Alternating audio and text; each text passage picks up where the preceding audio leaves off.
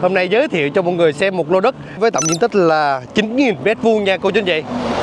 Mình đang đứng ở tỉnh lộ đường 765 của xã Đá Bạc, của huyện Châu Đức, tỉnh Bà Rịa Vũng Tàu. Thì một trong những cái đường huyết mạch nối giữa tỉnh Đồng Nai và các khu công nghiệp. Mọi người thấy xe người ta chạy kìa. Nói chung là hàng xóm kinh doanh ở đây rất là đông đúc.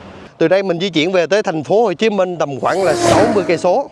Nhưng mà mình di chuyển qua về Hồ Cốc, Hồ Tràm rất gần ra, có 15 cây số thôi. Hướng này là mình di chuyển ra đường Ngãi 6 Đá Bạc nè. Sắp tới đây đó là khởi công của đường cao tốc Long Thành Hồ Tràm á.